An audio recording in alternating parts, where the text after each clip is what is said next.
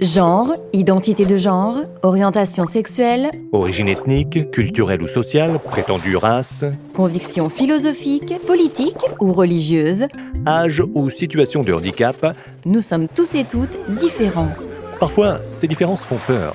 Or, de nombreuses études scientifiques le montrent. La diversité favorise Un climat d'intégration propice à la satisfaction professionnelle, l'implication et le bien-être au travail, la créativité et l'innovation.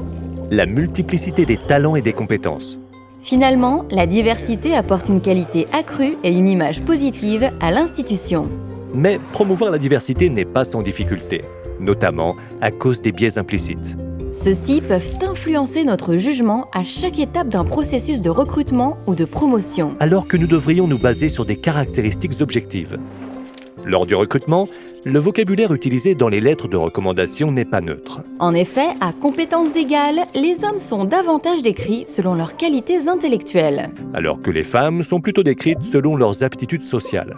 Ceci peut nous mener à sous-estimer les compétences des candidates. Lors des projets collaboratifs, il existe une tendance à sous-estimer les contributions des femmes. De plus, le succès d'un homme est davantage attribué au mérite ou à l'intelligence, alors que celui d'une femme est plus souvent attribué au hasard ou à du soutien extérieur. Lors d'un entretien de sélection, nous sommes souvent sensibles à des caractéristiques non pertinentes pour l'évaluation. Une personne confiante sera perçue comme plus compétente qu'une personne modeste. Or, les personnes provenant de groupes désavantagés ont souvent tendance à se présenter de façon plus humble, ce qui peut nous mener à sous-estimer leurs compétences.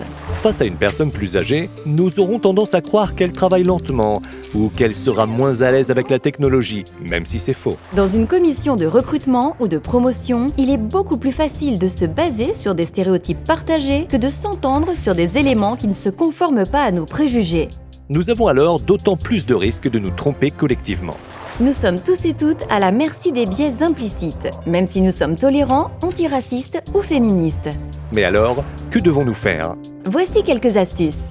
Adopter des critères de sélection et d'évaluation et appliquez-les de la même façon à chacun et chacune. Assurez-vous d'accorder les mêmes qualités et quantités d'échanges pour chaque candidat et candidate. Explicitez les raisons de vos choix, puis discutez-en entre collègues. Ceci favorise la mise en évidence d'éventuels a priori.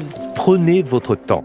Avoir du recul permet une réflexion plus critique. Détachez-vous des stéréotypes et tenez compte de la singularité de chaque individu. L'ULB dénonce toute forme d'oppression et défend le libre examen, les diversités et l'égalité de genre. Lutter contre les différentes formes de discrimination est avant tout une question d'équité et de justice qui favorise tant le bien-être des individus que celui de la société. Il s'agit de garantir les mêmes chances d'accès à tous et à toutes. C'est entre vos mains.